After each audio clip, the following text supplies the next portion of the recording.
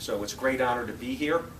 And with that said, let's go in, dive into our question. Say that you need the hospitality gene to succeed. What is your definition? Let's start with Tammy. Thank you. You're making it up to me now. You know, I asked Rich if I could have this question, because when I look at that question, there's one thing that really sticks out to me. And when you're in the hospitality industry, they talk a lot about how there's this just intangible feeling that you have to give somebody, right? And so that's not necessarily something that you can directly relate to a product, or, you know, the bed you're sleeping on, or the food that's in front of you. It's about the experience that you're having. But more importantly, I think that it's about your ability to connect with another person. And that's with your staff and with your guests. And I'm going to kind of lean on the guest side, because I think some people come into the industry not understanding that when you're dealing with the general public, you're dealing with the good and you're dealing with the bad sometimes. And you have to almost have this kind of crazy, insane desire to handle the crazy people. And I think that if you go into this understanding that sometimes you're not going to be able to understand the behavior behind why somebody's reacting to a situation a certain way, the better off you're going to be.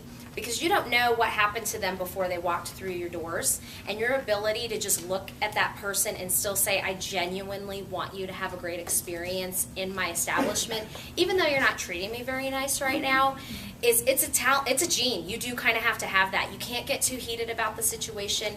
You can't take it personally. And some people really have that, and some people have to work towards it.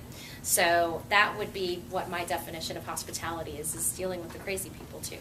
Great, great. The good, the bad, and the ugly. Yeah, I almost went there. All through. Mark?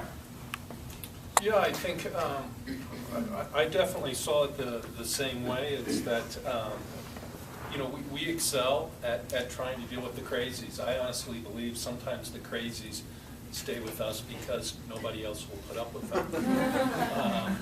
And so it really is, it's a bit of a game. It has to be a personal game, and it's just business, you know.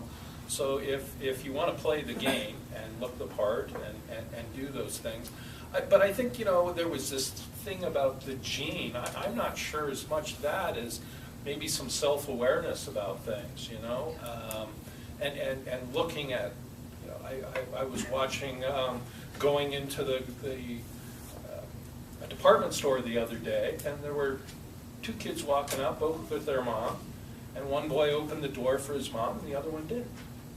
And, you know, there's something in that, you know, that's hospitality. It's going to get the door. But it's actually running way over there to get the door for somebody because you know they're coming around the corner, right? Or it's getting home at night and I got all these pieces of paper in my pockets because I can't walk anywhere and just see garbage. I got to pick it up because, you know, that's us. That's our brand. That's our label.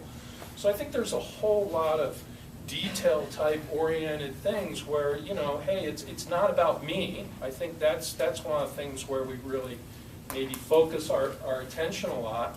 Hospitality is about everybody else, not me, right? And it's being sensitive to their having a good time. It's being aware that she's frowning. I wonder why. What happened, right? How do I make her smile? And a real desire to make that smile come on. And that may be your sole reward of the day. But you know you made somebody happy. And if that clicks for you, then I think you're in probably the right spot.